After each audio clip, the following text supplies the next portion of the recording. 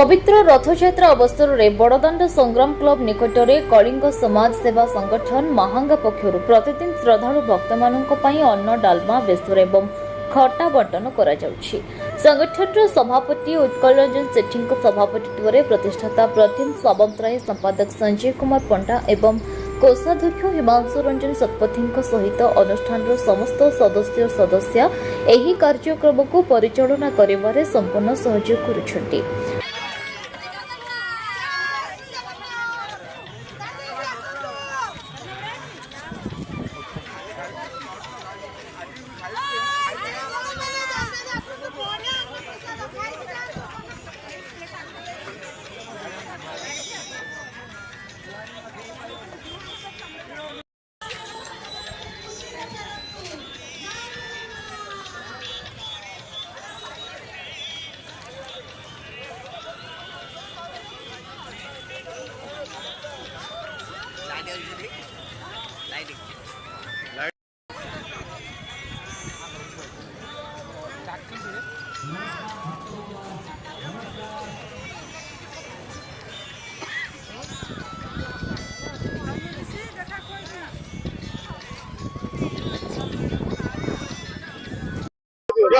नमस्कार, जय श्री जगन्नाथ, जय श्री जगन्नाथ, जय श्री जगन्नाथ।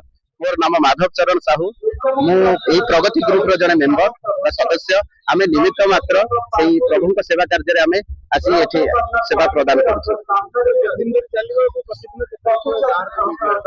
एटा एक्चुअली हमर 4 दिन पई योजना चलती, जो दिन की श्रीगुंडीचार रथ यात्रा पई हमर घोष यात्रा चलती।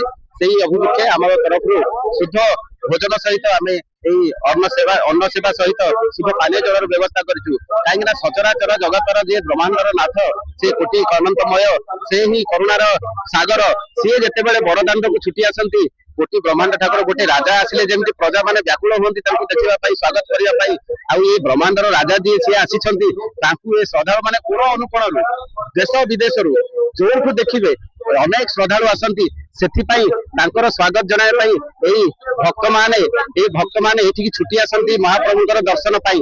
तो यही भक्त मानकर माने समागम को देखी आनंद बजार जेहेतु बंद रुहे से भक्त भगवान आम माध्यम छोटिया प्रयास जारी रखिंट सदा सर्वदा पाखे आम कृतज्ञ। यही सेवा कार्य आम गोटे चाकर सदृश यही गुंडुची मूषा भली धूली झाड़ार जो प्रयास आमको देती आमे माने पाखे चिर कृतज्ञ। ये भक्त मान सेवारे एमती सारा जीवन लगी था एमती भगवान जय हो भक्तर जय हो एमती चली था।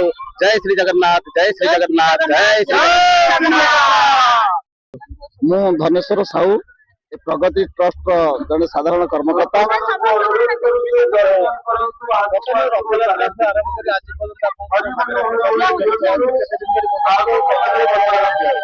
এইটা আমার বিশেষ করে 4 দিন ধরে कार्यक्रम चलता।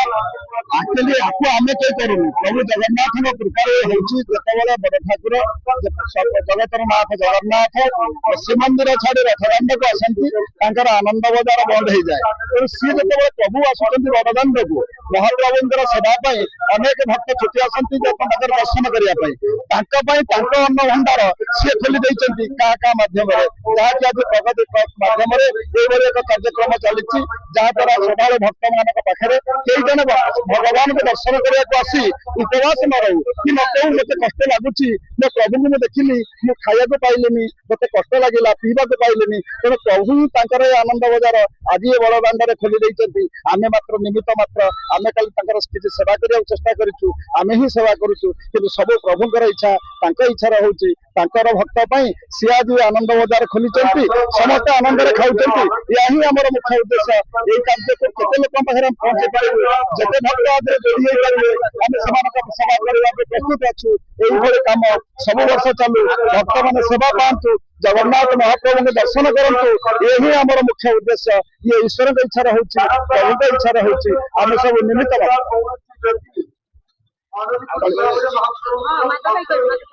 पुरी रमेश साहू को रिपोर्ट न्यूज उपांत खबर।